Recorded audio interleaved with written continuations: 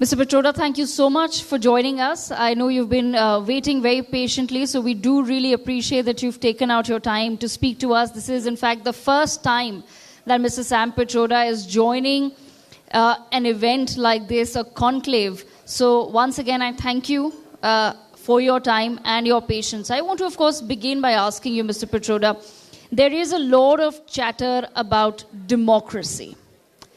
There are many people who wish to define it, who wish to redefine it, who want to, of course, understand what democracy means in the 21st century. But you've written recently a book called The Idea of Democracy. If you can share a little bit with our viewers, what prompted you to write this book and what is it that one can find in it?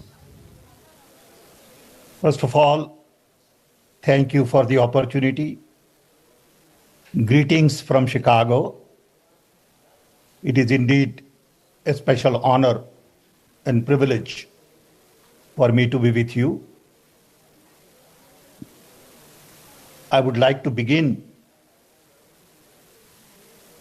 by saying that 2024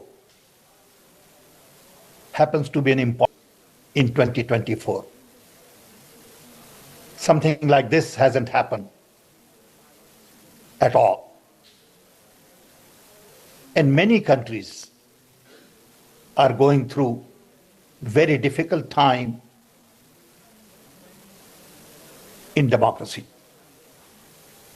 And as a result, I felt it is important to remind ourselves that democracy world over is in decline, danger, and we need to revisit the idea of democracy. Partly because of authoritarian mindset, polarized politics, and social media has created this environment where we have really lost values, character, moral, and too much attention has been given to power and profits. Okay. As opposed to planet and people. And that's why I decided to write this book. Going back to your question, democracy means different things to different people. Yes. It is not about elections or voting, but ultimately it is about three things to me. One, institutional autonomy. In democracy, you don't expect command and control, but you expect collaboration, cooperation, communication, co-creation. And for that to happen, large number of people have to participate. Yes.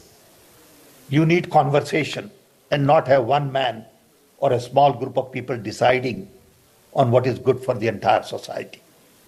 So first is the institutions in the country have to be autonomous. Mr. Pitroda. Whether it is judiciary, yes, or universities, they all need to have their own way of functioning irrespective of political pressure. Two, okay, you need dynamic civil society that works more as watchdog, catalyst. And three, media that has to be free, fair, open, transparent. If you don't have these three things, I worry about the progress in democracy. Okay, Ms. Pitroda, I want to understand from you. Now, you've touched upon certain themes about what your book talks about. You're talking about an authoritarian regime. Is it fair to call the popular mandate equated to an authoritarian regime? Is that a fair analysis? It depends on what you call popular mandate. If you got elected by 51%, doesn't mean that you serve the interests of 51%. Once elected, you're a leader of a nation and not leader of a party. So you have a moral responsibility to worry about remaining 49%. Just because one group of people elected you as the head of the state does not give you license to only serve their interest. But Mr. That's what Pitroda, democracy is all about. okay, if we were to talk strictly about India, when you say that a certain group of people voted a certain political party into power, but that does not mean that that party should only look after the interests of that certain group of people. That's not happened in India. The government of India has given enough data to prove that whatever they're doing in terms of their policies, none of it is focused on giving it to people of certain religions or castes or creeds or genders. So why is it that the government of India should be labeled as an authoritarian regime? It is your view. I respect your view. My view is very different. My view is there enough conversation and debate in the parliament? Is there enough freedom given to judiciary, civil society? Are they being harassed through income tax? Are they being harassed in courts? So it all depends on where you are coming from. But I also want to understand... We all have our views in democracy. You may think one way, I may think other way. All right, you got to respect my view as I respect your view. Yes, talking about then a conversation in Parliament, it is in fact we have seen, and once again, this is not my view, this is what has happened. We've seen in Parliament that it is the opposition that continues to disrupt. A lot of people have raised this question that when leaders of opposition are speaking, the BJP does listen quietly, intently. Their ministers, including the Prime Minister, will also listen to opposition leaders. But the moment the Prime Minister starts speaking, we see complete chaos in the Parliament. So how can conversation take place? It's a two-way street. So why blame the government and call the government authoritarian? So the Prime Minister has to figure it out. It is Prime Minister's job to figure it out. It's not my job. Yes, absolutely. But I'm asking that the Prime Minister can't teach manners to our parliamentarians, can he? I think you are wrong in saying that other people don't have manners. Who are you representing there? You got to have some decency too by saying that other people don't have manners. It's not fair for you to say that other people don't have manners. No, I'm saying you said that it depends, that the Prime Minister needs to come up with a solution. So I want to understand what is the solution. Other people don't have manners. Prime Minister can't teach manners to others. It comes from your suggestion, sir. You said that the Prime Minister needs to come up with a solution on how to get everyone to sit in the Parliament and have a conversation. How does the Prime Minister do that? I understand, but when you said, should Prime Minister show other people manners, what you are implying is that other people don't have manners. I didn't say that. You said it.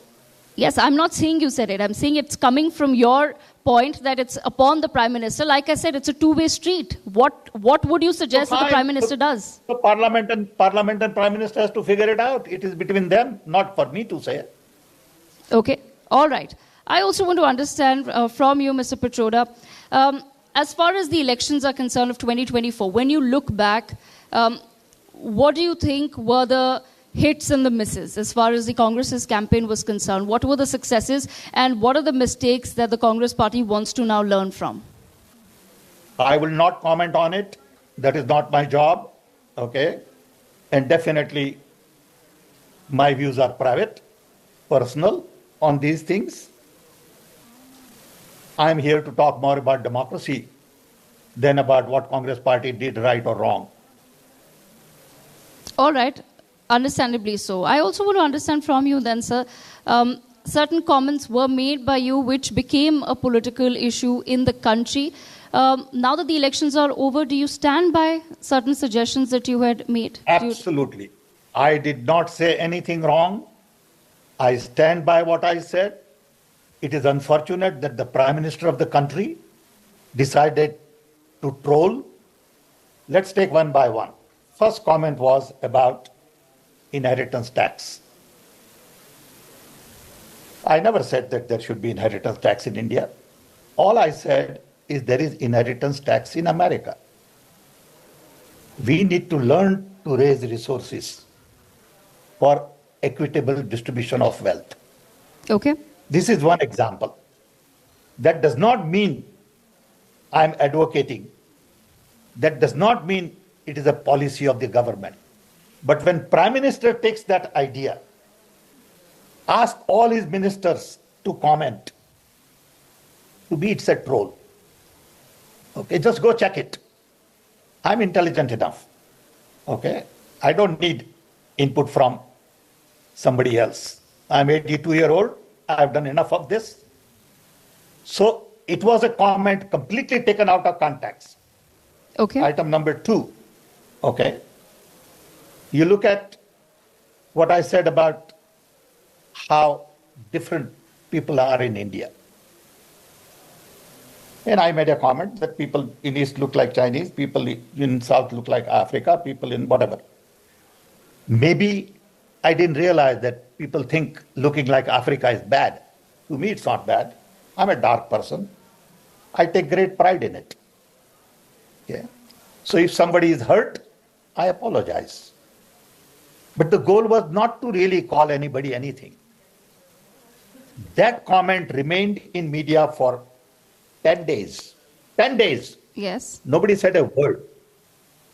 After 10 days, Prime Minister of India decides to pick that comment and it begins trolling. And for 24 hours on national TV, it is what Sam Pitroda said. Why didn't anybody think about it for 10 days? This is what media does. This is what Prime Minister does. Okay? And that's where I have a problem. But the Prime Minister has... Then you all label. But Mr. Pitroda, you say that there is no freedom of speech in this country. Now the Prime Minister is exercising his freedom of speech by picking up a comment that you made. Hold on. Just stop right there. Did I say that there is no freedom of speech? Did I say that? Why are you trying to make something out of nothing? No, I'm truly not, sir. I was hoping that this platform would allow you a chance to perhaps clarify whether you stand by those comments, and you say that you do stand by them because you feel you said nothing wrong, and that's fair enough. No. Hold on. I said there is no freedom of speech. Did I ever say that? No. I'm saying that when the Prime Minister decides to exercise his freedom of speech, then we say that this is what the Prime Minister does or this is what media does. Why tarnish the image of the media all the time? The media did not ask the Congress party to boycott it. No. Forget about Congress party. We are talking about Sam Pitroda right now, okay? You said just about a minute ago that I said there is no freedom of speech. I never said that. I didn't say you said it, sir. I said there is a narrative that goes around that there is no freedom of speech, that media is under threat. And in fact, you just 2 minutes back said that judiciary needs to be free, media needs to be free. How much more freedom can there be when the media exercises its freedom by picking up comments made by leaders who are associated with different political parties? It's not just your comments that are picked up. Across political lines, comments are picked up. Then everyone starts saying that the media is biased. It's really today frustrating then to be a part of the media. Honestly. I respect your view. All I'm saying is you just said 2 minutes ago, go check your voice, that you, Mr. Pitroda, said there is no freedom of speech. Mr. Pitroda never said there is no freedom of speech. Okay. I want to understand one thing, Mr. Pitroda. Is Mr. Pitroda a separate entity from the Congress party entirely? Of course, I'm a Congress party member as well as I'm a separate entity. I'm both. I can't be one. But what you say must be taken as strictly your personal view. I'm also engineer. No, I speak for multiple, personalities. I speak for myself. So, would you allow me a question in your role as the Overseas Congress President? Would you allow me to ask you a question from that perspective? Of course I will. Sure. All right. From that, I'd like to understand that much of your work is about spreading the message of the Congress party abroad and, of course, about the Gandhian ideology. We really would like to understand what really is that ideology. Does the Congress party also have a vision for 2047? Yes. What I do as head of the Indian Overseas Congress is to bring people together in 32 countries with variety of views related to Congress party, rooted in democracy, freedom, equality, diversity, justice, and predominantly focus on Gandhian values. Okay. My childhood, since 1942, has been rooted in Gandhian ideas. I come from a poor family, OBC. My father had fourth grade education. And I believe India gave me good education for very little investment. I got my master's in physics in India Right. for less than $10 tuition. Okay. So I am firm believer in the values that our founding fathers in India, including Ambedkar and others, emphasize. So all those who believe in those values come together. I go give talks at universities. I meet with congressmen, senators, speak in different forums, and many people Yes. And all over the world do the Mr. same thing Pitroda, at Indian yes. Overseas Congress. I'd also like to understand from you, now Rahul Gandhi has made several visits to universities abroad, and he's also presented his idea of India, his idea of the Congress party, what the vision for the country needs to be. I just want to understand from you, in the past he has been severely criticized for the way he has presented India. His intention may have been very pure, but people have said that the way he has represented the country as though nothing is okay about India, that we are in some grave danger today, has not gone down well with people. Leaving the past behind, I want to understand from you, what do you think his future plans then should be as far as his tours abroad are concerned? Simply, I understand you will now again say, I'm not a member of the Congress, this is Sam Pitroda, but as No, I'm Sam a member of the Pitroda... Congress. I never said I'm not a member. Wait a minute. I think you have a problem, lady. Mr. Pitroda, you just never said said that I am I not a member of the represent Congress. Sam Pitroda, not the Congress party. When I asked you a question about the Congress, therefore I'm clarifying. I want an answer from you So I will tell as you someone what I who's been a speak for mentor Congress. to several members of the Congress party. I will say when I speak for myself, and I will also tell you when I speak for Congress. I'll be very clear. Okay. So let's go back to your question. I think you should not label me in your own way without at least checking with me. I would appreciate. My if you stop sincere labeling. apologies, sir, but if I can get an answer. Thank you. So Rahul Gandhi, in his own way, presents his views. Sometimes people think it is against what somebody else would say about India. Mm-hmm. I believe in a free conversation, it is okay to criticize you and me. It is okay to talk about some issues that are not very pleasant.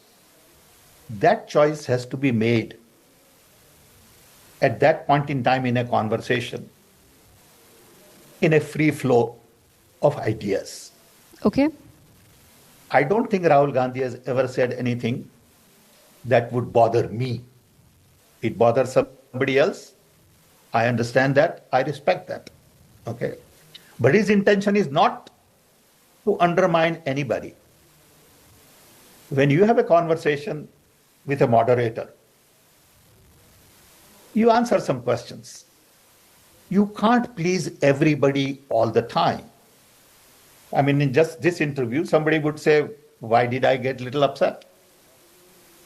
Somebody would say, oh, you shouldn't have said this. That's okay. We are all human beings. We make mistakes. We have emotions.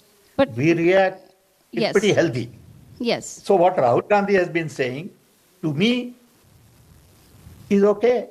Is his truth, though, right? That's his understanding That's of where his India kind of saying stands. it. And that's That's absolutely his okay. style.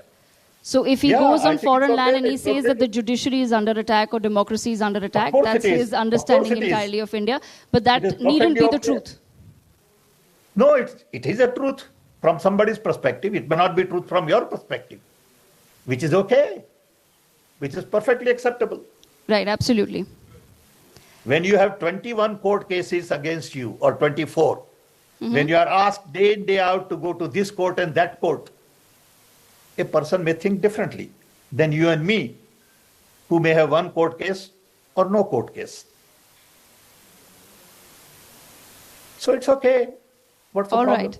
Unfortunately, Mr. Pitroda, that's all the time that we have, but I have to say it's been a very interesting conversation, even for me as a moderator. Thank you. I've never had to explain myself so many times in an interview before, but I really like the way you Maybe I'm handle dumb. some of those Maybe questions. I'm dumb. No, maybe I'm dumb and I don't understand you. No, Okay? absolutely not, sir. Absolutely not. So it's Once possible. again, I not accept the that. intention, not the intention. I'm going to clarify once again before this becomes another But you see, viral meme whenever in India. moderator puts words on your behalf, that to me is not fair. Absolutely, sir. Moderator's job is to moderate. Yes. Moderator's job is not to really define you. Hopefully, I've done a define decent myself. enough job, Mrs. Sam Pitroda. Thank you so much for joining us at the India Thank you. News Manch. We appreciate all you the taking best. out your precious Wish time. you all Thank you the so best. much. Thank you very much. For more such videos, subscribe to the NewsX YouTube channel, hit the bell icon.